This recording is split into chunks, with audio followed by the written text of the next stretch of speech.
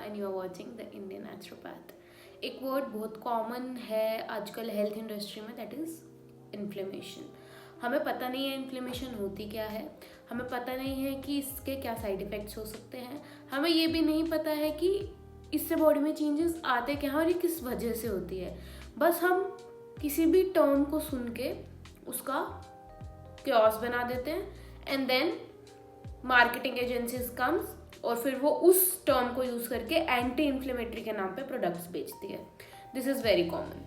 Inflammation basically क्या होती है, आपकी बॉडी बहुत देर से अंडर स्ट्रेस है. ठीक है, आपकी बॉडी में एंटीऑक्सीडेंट्स आप प्रोवाइड नहीं कर रहे हो थ्रू डाइट, उस वजह से हो सकती है. आपकी बॉडी सिंपैथेटिक अराउजल में है. इसके बारे में हम एक नेक्स्ट वीडियो में बात करेंगे कि what is sympathetic and parasympathetic arousal और कैसे ये बॉडी को इफेक्ट करता है. इस बारे में अगर आप वीडियो देखना चाहेंगे तो कमेंट्स में बता दीजिए, then will do a next video on this. अगर सिंपैथेटिक अराउजल में continuously, then there are chances of inflammation. If you are not sleeping properly, then there is a chance of inflammation. Basically oxidative stress body में बढ़ जाता है. और नहीं, ये किसी भी एक सिंगल इंग्रेडिएंट को कंज्यूम करने से कम नहीं होगा. तो यहाँ पे 4 चीज़ों के बारे में बात करेंगे जो आप कर सकते हो इफ़ यू थिंक और if you have figured out कि आपकी बॉडी में इन्फ्लेमेशन है. बट उससे पहले विल टॉक अबाउट इन्फ्लेमेशन है ये कैसे पता चलेगा. कुछ नॉर्मल से हमारे ब्लड टेस्ट होते हैं और कुछ हमारे क्लिनिकल सिम्टम्स होते हैं. अगर आप हर टाइम लेथार्जिक फील कर रहे हो, आपकी बॉडी में कंटिन्यूसली पेन्स हो रहे हैं without any significant physical activity, आप 10-10 घंटे सो रहे हो फिर भी आप फ्रेश फील नहीं कर रहे, आप खाना खा रहे हो वो डाइजेस्ट नहीं हो रहा, ब्लोटिंग हो रही है, ये सब कुछ कॉमन सिम्टम्स है. हर टाइम फटीग फील करना, थोड़ा सा चलने पे सांस चढ़ जाना, या आप बेसिक एक्टिविटीज़ भी नहीं कर पा रहे हो, ये सब सिम्टम्स हैं कि आपकी बॉडी में इन्फ्लेमेशन इंक्रीज हुई हो सकती है. अब इसको मैनेज करने का तरीका जानने से पहले हमें ये जानना ज़रूरी है कि इन सिम्टम्स के अलावा कौन से क्लिनिकल टेस्ट हैं जो हम करवा सकते हैं. ये बिल्कुल एक ग्राउंड लेवल पे बात होगी, क्योंकि अगर हमें पूरा फिगर आउट करना है हमें क्या बीमारी है, तो उसके लिए आपको यूट्यूब वीडियो नहीं देखनी है किसी की, आपको एक डॉक्टर के पास जाना है. तो टू बिगिन विद हम हाई सेंसिटिविटी CRP टेस्ट करवा सकते हैं. बेसिकली हमारे ब्लड प्रोफाइल में ये चीज़ें कवर हो जाती हैं. If you are someone who do blood profile regularly तो आप फिगर आउट कर लोगे. ठीक है, HSCRP करवा सकते हैं और ESR, दोनों को हम देखेंगे. अगर ये दोनों एलिवेटेड हैं, there is a high chance कि हमारी बॉडी में इन्फ्लेमेशन है, because they act as a inflammatory marker. ठीक है, अब हमारा जो काम है वो इनको नीचे लेके आने पे फोकस नहीं है. हमें फोकस ये करना है कि ये बढ़े किस रीज़न से हैं. इनमें कभी कभी इंक्रीज नॉर्मली देखा जा सकता है. रिसेंटली आप बीमार हुए हो, रिसेंटली आपको कोई इन्फेक्शन हुई है, उतनी छोटी बात भी हो सकती है.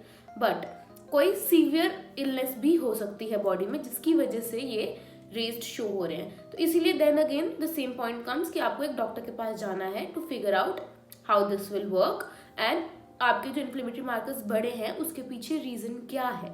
ठीक है, अब हम आएंगे मैनेजमेंट पे.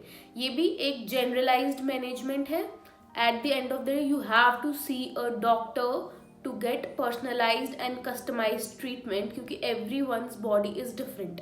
जो मुझे सूट कर रहा हो सकता है आपको सूट ना करे और उल्टा आप वो खा के अपनी बीमारी और ख़राब कर लो. ठीक है, तो इसलिए प्लीज़ इन्फ्लेमेशन मैनेज करने के सबसे बेसिक जो चीज़ें हम कर सकते हैं, सबसे पहला है हाइड्रेशन. हमारी बॉडी में अगर हाइड्रेशन प्रॉपर नहीं है, it will lead to a lot of stress on our internal organs and as a result overall oxidative stress increase होता है एंड इन्फ्लेमेशन इंक्रीज होती है.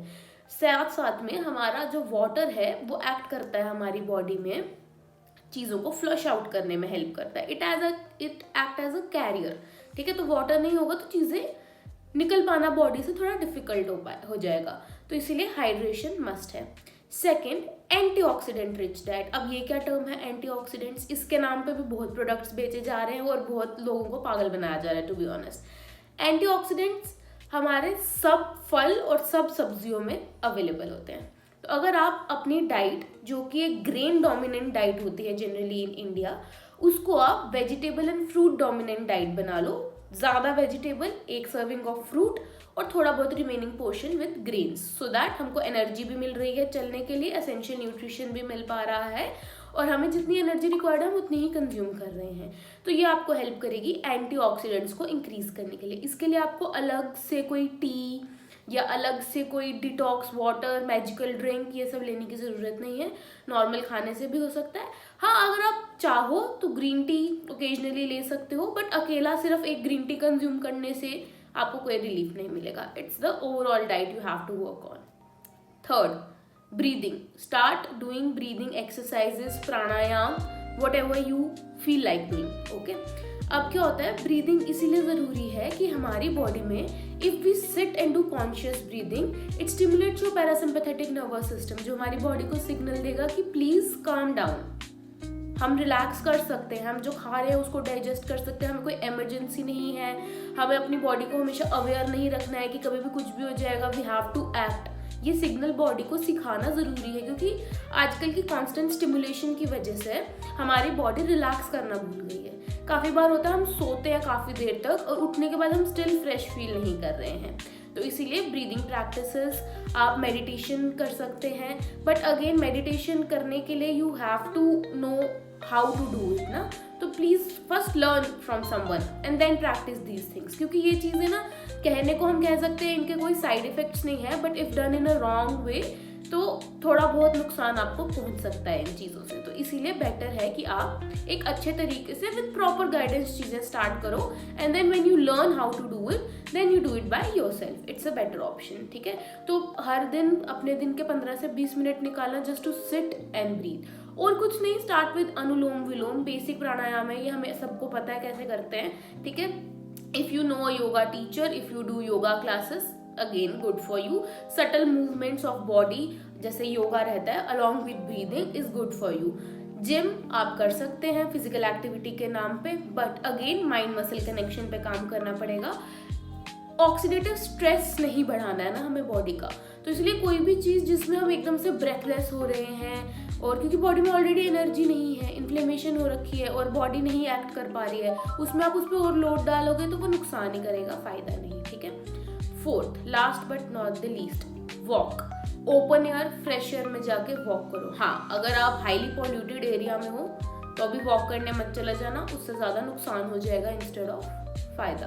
हाँ, बट अगर आप अच्छे एटमॉस्फेयर में रहते हो, जैसे कोई भी आप वॉक करने निकल जाओ सुबह के टाइम पे या फिर इवनिंग के टाइम पे, प्रेफरेबली ऐसी जगह पे जहाँ पे ग्रीनरी ज़्यादा हो, तो आप 15 to 20 मिनट्स से स्टार्ट करके 40 मिनट्स तक वॉक करना अगर आप धीरे धीरे स्टार्ट करोगे, it will also help you to suppress your inflammation, क्योंकि जब नेचुरली हम मूव कर रहे हैं इसमें हमें फिजिकल एक्टिविटी भी मिल रही है, इसमें हमारी ब्रीदिंग भी हो रही है। हाँ, बट ये ध्यान रखना, वॉक का मतलब ये नहीं है कि एक हाथ में फ़ोन पकड़ा हुआ है और फ़ोन चला रहे हैं and then we are walking. थोड़ा सा अवेयरनेस, थोड़ा सा माइंडफुलनेस प्रैक्टिस करो, ठीक है। वॉक करो, 15 मिनट्स से स्टार्ट करो, अगर ज़्यादा नहीं कर सकते हो just go on a walk, do deep breathing, इससे भी आपकी इन्फ्लेमेशन पे बहुत ज़्यादा आराम मिलेगा।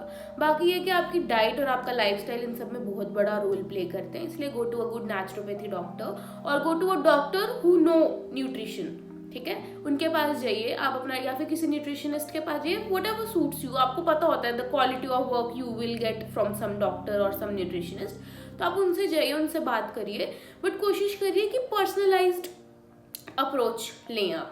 जैसे ना हम ऐसा करते हैं कि हम सोशल मीडिया खोलते हैं, हमें जो पहली वीडियो दिखती है हमारे रिलेटेड डिजीज़ के ऊपर, हम उस पर काम करना शुरू कर देते हैं उस तरीके से। कभी कभी वो नुकसान भी कर सकती है, ज़रूरी नहीं है कि वो आपको फ़ायदा ही देगी, तो इसीलिए बी मोर माइंडफुल। तो ये है इन्फ्लेमेशन का केओस, जिसके नाम पे आप आज तक 100 प्रोडक्ट्स खरीद चुके होंगे, आपने अपने हज़ारों रुपए खर्च दिए होंगे। इन्फ्लेमेशन बेसिकली एक लाइफस्टाइल की वजह से होती है, ठीक है। अगर आप लाइफस्टाइल चेंज कर लेंगे तो काफ़ी केसेस में आराम हो जाएगा। हाँ, बट ये चीज़ ध्यान देनी है, हमेशा इन्फ्लेमेशन सिर्फ इसी वजह से नहीं होती। लाइफस्टाइल ओके, बट कभी कभी बॉडी में कोई डिजीज्ड ऑर्गन या कोई डिजीज प्रेजेंट होती है जिस वजह से ये इन्फ्लेमेटरी मार्कर्स बढ़ रहे हैं। एक बेसिक एग्जांपल है एंडोमेट्रियोसिस।